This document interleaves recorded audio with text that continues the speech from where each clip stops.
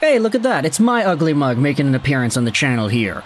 But earlier in this month, on January 1st actually, we made this video, how I would absolutely love it if the Vancouver Canucks made an Andrei Kuzmenko for Vladimir Tarasenko trade. Well, piggybacking off of this Canucks and Senators trade idea, we had ourselves the Sens and Habs game from the 23rd, which had a full house of scouts and representatives in the stands.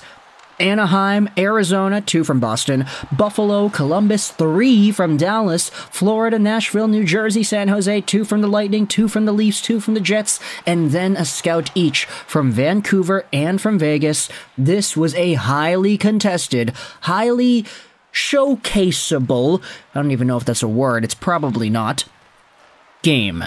You had a bunch of people in the stands, important people who are able to scout these guys, and when it comes to the Vancouver Canucks, taking a look at whom they are interested in from Montreal and from Ottawa, we had ourselves Rick Dhaliwal going out there and talking about it the next day on Donnie and Dolly. He said this, talking about the Canucks scouting the Habs and Sens game. He wonders if the Canucks like Arbor Xhekaj.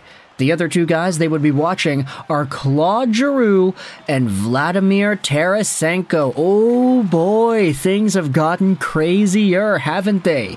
Now, last time we made this video talking about the Tarasenko idea, we tossed out his name because he'd been kind of thrown out in other trade discussions. Not particularly linked to the Canucks, but because the trade idea makes a lot of sense, and there was a Reddit post, I think, that's kind of where we got it from, right? I'm not too sure. I don't watch my own videos unless they're deep philosophical life commentaries like that one. But when it comes to Claude Giroux being an apparent Vancouver Canucks trade target, I get it, you know, the instinctual Ottawa Senators reaction is going to be, no, don't do this. Like, Claude is our guy. The guy has no move protection. He's signed on till the end of 2025 with an NMC. He can't just get traded wherever it is that the Sens want him to get traded. He has to waive. And yes, that is very true. But we're going to proceed with making this video anyway. Because Claude Giroux is 35 years old, 36, excuse me, his birthday was actually 2 weeks ago. Belated happy birthday to Mr. Claude Giroux. 5'11", 185, right-handed guy. He plays wing, he plays center, and he's on the books till the end of 24-25. Giroux has not taken a step back ever since starting out his seasons with the Ottawa Senators. This year he's at 40 points in 44 games played, on pace for 74 points on the year, which is kind of in line with what he did last year, albeit with a few more assists and fewer goals. Claude Giroux, ever since departing from the Philadelphia Flyers, an organization where he was sub-point per game-ish, but really didn't get the games played to max himself out, he's been just such a stud the past decade and a half of NHL play. Consistent point-per-game guy, 20-goal guy, he was a 102-point guy in 2017-18, Claude Giroux was just such an absolute monster, and now, in the Ottawa Senators system, as an old and aging vet, he's been providing leadership and stability to this forward core. A team that you could very well say absolutely needs it. He's one of the top guys on the team in points behind Tim Stützle. He's besting out everybody else on the squad. You can see Vladimir Tarasenko is over here as well. Tarasenko admittedly has worse numbers than Giroux everywhere in terms of goals, assists, and points, but both of these guys being available, both of these guys being shopped, I still do think it's a pretty good acquisition if the Vancouver Canucks decide to take it. But with Claude Giroux specifically, the reason you're looking at this guy is because the Canucks are interested in a top 6 forward, if not a top 6 center. Claude Giroux, if you go over to the Senators and their lines, he's getting some pretty good minutes, and he's been playing on that top right wing spot with Norris and Brady Tkachuk.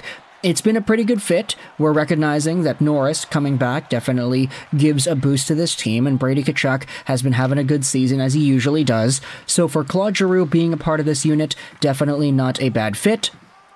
Heading over to Vancouver, though, if you wanted to say, let's just toss out a hypothetical, that Andrei Kuzmenko that we had talked about before. If you wanted to swap out Kuzmenko, move Michkov to the left side, and get Giroux up to that top line, all of a sudden, Elias Pettersson has himself a top-tier stud to play with. If you wanted to break up that Lotto line, which the Vancouver Canucks may have it in their best interest to do so, then having some sort of a lineup like this would make sense. Now, I get it. You could say, wait a minute, but Kuzmenko getting traded away, why not Mikheyev? Like, Mikheyev is kind of useless compared to Kuzmenko. There's a lot more skill here with Andre. And while that may be the case, Mikheyev is much more of a solidified two-way presence who plays with a lot of pace. There is more reliability in what Ilya Mikheyev brings than what Andrei Kuzmenko brings. Kuzmenko is more of a boomer-bust guy who's got a lot more offensive pizzazz and good chemistry with Elias Pettersson when everything works out. The problem is, this season, everything hasn't been working out. So for Andrei Kuzmenko, I think we're all starting to understand that he's probably the guy that's most likely to be traded from this forward core. If not, I don't know, everybody's talking about Höglander and Podkolzin, which I don't really want to touch. But Andrei Kuzmenko, as we had talked about in the first video, I mean, if he gets traded for Tarasenko, I kind of like that already. But Mikheyev, Pettersson, Giroux, you could have Pius Suter or somebody else with Miller and Besser. If you really wanted to round things out and put Giroux down the middle, though, hey, that works too. Have a first line of the Lotto line, have Pettersson playing with Miller and Besser, and then you have yourselves Mikheyev, Giroux, and Suter, I guess, if you really wanted to attach Claude to the offensive black holes that have been Mikheyev and Kuzmenko this year. But other than that, there's good power play productivity too. Pius Suter, you know, I love the guy. He got himself the hat trick the other night. It was awesome to see, but I'm sorry, he is just not a first-line power play unit guy. Claude Giroux in this spot will be a lot better. We already saw Andrei Kuzmenko as the fifth guy on this unit, and Claude Giroux being a right-handed presence also would make this rounded out nicely. Giroux, Hughes, Miller, Pettersson, and Besser signed on for the next few seasons. I mean, most of them are, except for Elias Pettersson. That guy needs an extension soon. But Claude Giroux is still productive. Claude Giroux is signed on for the next year and a bit, and he's only at $6.5 million a year. I get it, $6.5 million is not cheap necessarily, but he's a sub-point per game guy. What are you going to do? If the Vancouver Canucks get another one of these players who is added onto their squad, I mean, you're going to have 5 point per game productive guys, 4 at the very minimum, Miller, Hughes, Pettersson, and Giroux.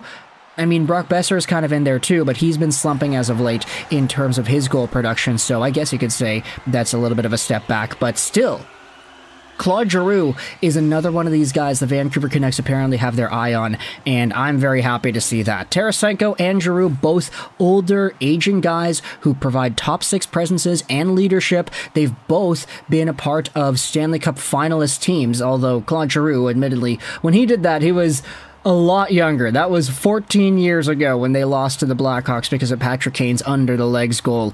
But Claude Giroux was there. Vladimir Tarasenko has himself a Stanley Cup, so there's some good veteran experience going around in Ottawa. I like the idea a lot of the Vancouver Canucks going out there and getting him. We could also talk about Arber Xhekaj, but that's a video for another day. Patrik Allvin, you gotta be all over this, buddy. I get it. The Ottawa Senators fans could be pissed off and say, yeah, but Giroux's not going to want to leave. Who knows, man? The guy's 36 years old. He may be on his last legs to be potentially contending for a Stanley Cup, and the Ottawa Senators are probably not going to do that in the next 2 seasons. Vancouver, they may be doing that in the next few months. So let me know your thoughts in the comment section below about the idea of a Claude Giroux to Vancouver trade.